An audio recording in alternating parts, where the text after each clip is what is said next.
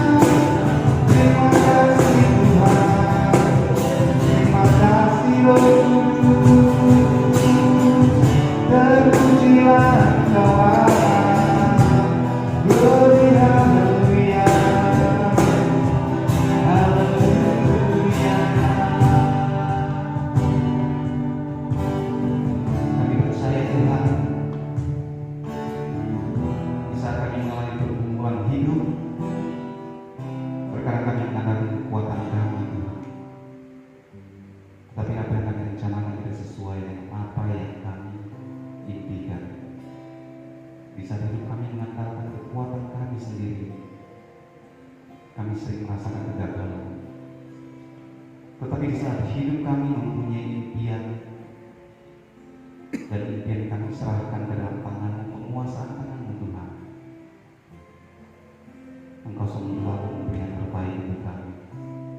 Kami percaya rancangan Tuhan adalah rancangan keselamatan kami, rancangan kebahagiaan kami. Tuhan tidak pernah merancangkan suatu musibah kecelakaan terjadi di saat anak-anak hidup benar dan mengandalkan Tuhan. Seperti kejadian ini sering menguatkan kami di saat kami mengalami pergumulan hidup. Kami percaya jamaah Tuhan terjadi untuk kami, lingkupan Tuhan terjadi untuk kami. Setiap pergumulan hidup kami serahkan ke dalam penguasaan tangan Tuhan.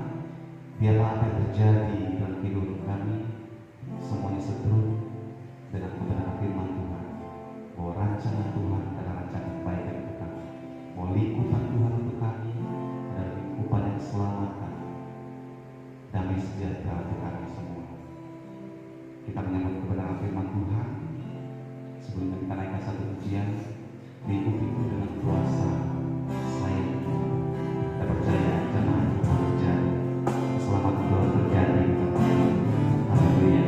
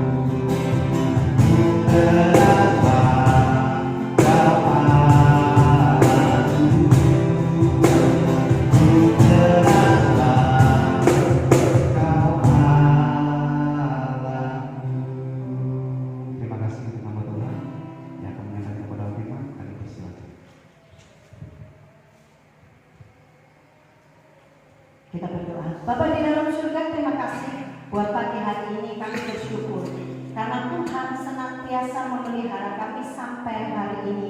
Kami akan terus mengingat akan kasih Tuhan, akan kesetiaan-Mu yang tiada hentinya dalam kehidupan kami. Kami mengucap syukur dalam segala perkara karena kami tahu dalam segala keadaan. Terima kasih, kami sambut firman-Mu, sucikan kuduskan kami, dan kami akan melakukan firman-Mu. Dalam nama Yesus kami berdoa, kami mengucap syukur, kami mendengarkan firman-Mu. Amin. Selamat pagi semuanya. Kita akan bersama-sama membaca firman Tuhan yang terdapat di dalam Kejadian, pasalnya yang ke-50, ayatnya yang ke-15 sampai ayatnya yang ke-21. Kejadian pasalnya yang ke-50, ayatnya yang ke-15 sampai yang ke-21. Demikian firman Tuhan. Ketika saudara-saudara Yusuf melihat bahwa ayah mereka telah mati, berkatalah mereka, boleh jadi Yusuf akan mendendam kita dan membalaskan sepenuhnya kepada kita segala kejahatan yang telah kita lakukan padanya. Sebab itu mereka menyuruh menyampaikan pesan ini kepada Yusuf. Sebelum ayahmu mati, ia telah berpesan, beginilah harus kamu katakan kepada Yusuf, ampunilah kiranya kesalahan saudara-saudaramu dan dosa mereka, sebab mereka telah berbuat jahat kepadamu. Maka sekarang, ampunilah kiranya kesalahan yang dibuat hamba-hamba Allah ayahmu. Lalu menangislah Yusuf ketika orang berkata demikian kepadanya. Juga saudara-saudaranya datang sendiri dan sujud di depannya serta berkata, kami datang untuk menjadi budakmu. Tapi Yusuf berkata kepada mereka, janganlah takut, sebab aku inikah pengganti Allah? Memang kamu telah mereka-rekakan yang jahat terhadap aku, tetapi Allah telah mereka-rekakannya untuk kebaikan dengan maksud melakukan seperti yang terjadi sekarang ini, yakni memelihara hidup suatu bangsa yang besar. Jadi janganlah takut, aku akan menanggung makanmu dan makan anak-anakmu juga. Demikianlah ia menghiburkan mereka dan menenangkan hati mereka dengan perkataannya. Bapak Ibu Saudara sekalian, keluarga Yakub dengan segala keberhasilannya memiliki kelemahan, yaitu Yakub pilih kasih dalam memberikan kasih sayang kepada anak-anaknya. Yusuf yang lahir di masa tuanya itu memunculkan sikap Yakub lebih mencintai Yusuf dibandingkan kakak-kakaknya. Maka yang terjadi ketika kita suka membandingkan, sebagai orang tua membandingkan anak-anak kita, yang terjadi adalah kebencian dan iri hati. Dan akibat dari kebencian yang ada di dalam, iri yang ada di dalam hati, itu dimunculkan dengan sikap ketidakramahan kakak-kakaknya kepada Yusuf. Dan juga dikatakan mereka mencoba untuk dengan segala daya upaya membunuh masa depan Yusuf. Ya, ketika mengalami keadaan yang tidak adil sebagai seorang anak, mereka diperlakukan tidak adil oleh orang tuanya. Mereka punya respon hati yang salah, yaitu mereka membiarkan kebencian, dan kebencian itu semakin lebih lagi. Nah, hari ini kita akan mendengarkan firman Tuhan tentang respon hati yang benar. Kita tidak perlu menyalahkan orang tua kita memperlakukan kita, tetapi bagaimana sikap kita. Kita tahu bagaimana saudara-saudaranya Yusuf itu akibat kebencian dan iri hati, mereka itu nggak punya belas kasihan. Pada saat Yusuf itu dimasukkan dalam sumur yang kering, Yusuf itu memohon dengan penuh, memohon belas kasihan kepada saudara-saudaranya, tetapi saudara-saudaranya tidak punya belas kasihan. Mereka berkata begini, Yusuf yang pernah bermimpi mendapatkan mimpi dari Tuhan, mereka akan menghancurkan masa depan Yusuf dengan cara apa? Supaya mimpi-mimpinya itu tidak menjadi kenyataan. Maka mereka menjual sebagai budak. Mazmur 105 ayat 18 dikatakan begini, ketika Yusuf dalam masuk penjara pun dikatakan begini, lehernya dikalungkan dengan besi dan kakinya dibelenggu, dipasung. Itu keadaan yang tidak menyenangkan. Sekalipun Yusuf ada banyak hal yang dialami, kesusahan demi kesusahan akibat dari kebencian saudaranya. Dari usia 17 tahun sampai 30 tahun, berarti ada 13 tahun lamanya, Yusuf mengalami banyak kesusahan akibat dari kebencian oleh saudara-saudaranya.